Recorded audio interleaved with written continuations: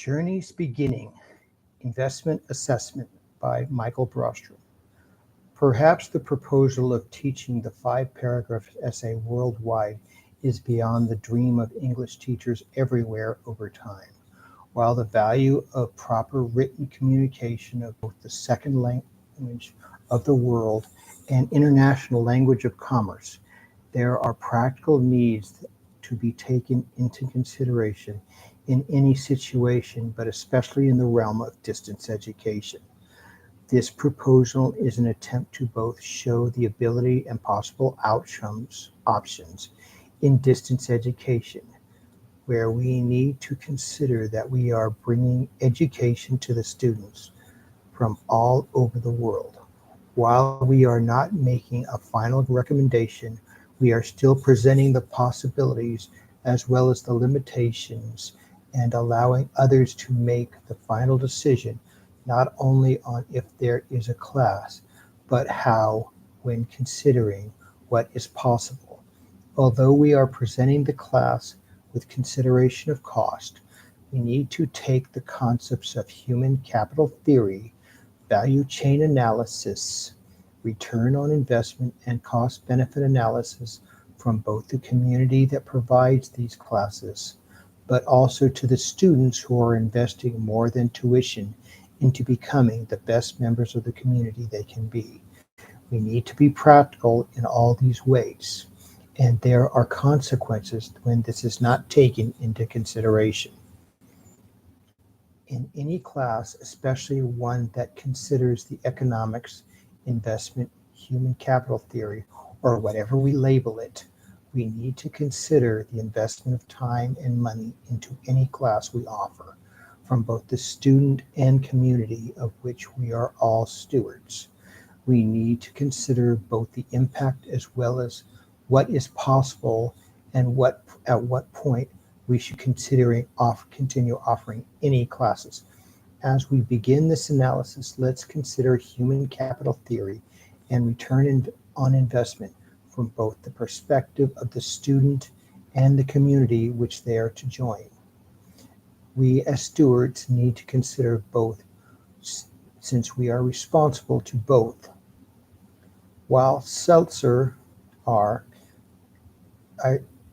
correct in pointing out some of the student perspective on return on investment, we also need to understand the community's perspective of the value of a graduate in any class we offer. The realm of human capital theory beyond that of a lump of coal. As we as educators need to be mindful of this business, neither the community nor the students of what is involved in its entirety. In truth, we don't need to.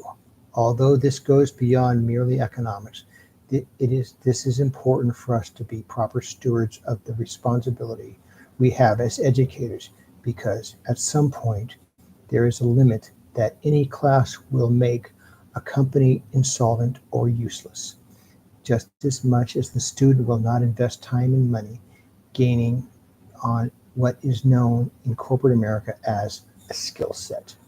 Never mind the level.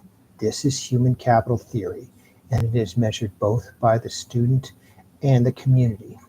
In the realm of a return on investment, and there is a limit that we need to consider if we should offer any class. In this case, teaching a 5-paragraph essay, as simple as this essential is to the community. We need to take note. This is just the beginning. It only gets more complicated from here.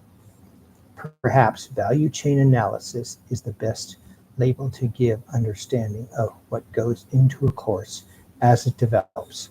Although this should be considered at the beginning of a class's development, it becomes more important as the class matures during subsequent semesters. For example, in my class on writing 5-paragraph, if only 2 students need tutoring, we still need to consider it. If 5 or more needed in another, then there's the matter of how we get tutors and the quality of tutoring, both provided and available from semester to semester. We could also have different types of learners. Perhaps this could be from different students, some of whom prefer to voice out loud to produce proper sentences. Or you might have students from China who rely on books. I'm not going to pick on ESL students, but you can get a variety of learners in one class, and it might not change if all students are American citizens. My point is that the direction of cost can't be assessed at the beginning. We need to understand the implications of both the varying types of students as well as other factors that affect the direction of the class for any course. Although the concepts of human capital theory, return on investment, and value chain analysis are important throughout the life of a course's development. It all leads up to the cost-benefit analysis at the end, or when the final determination of whether a class should continue to be taught. Of course, all these should be taken into consideration if it is feasible to continue the class. Perhaps this makes cost-benefit analysis even more important as a class that is useful and cost-effective remains so. Most likely if a class is extended in the form of a new cycle or above-mentioned terms. The attached spreadsheet reflects the early development of this class. Further research may be premature for various reasons. As stated above, it is unsure whether the necessity of tutoring and editing help, much less accurate access to grammar, sentence structure, reference books, or perhaps all of these services could be necessary, at least for one for sure. It also needs to be noted that Blackboard is cited as the interface for the course, whether that may not be sure. Both cases are noted to show the flexibility as the course makes its journey from abstract to reality. Notes on the course cost analysis spreadsheet. Perhaps this is more accurately on what might physically, but it is the first stab of a beginner who might be naive about certain aspects of how to pay for all this. Perhaps such things are either fixed by the institution or subject to change by forces beyond the control of any individual educator. This is a simple course concept that might not need things like a structural designer, curriculum developer, or editor.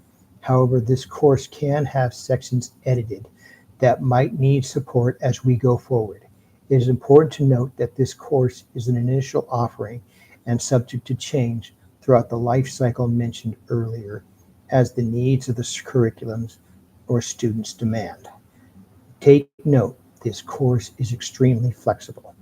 The element of written communication is so pervasive that it is hard to note any post-secondary field of study that would not require such a skill to rise above even the lowest levels of management.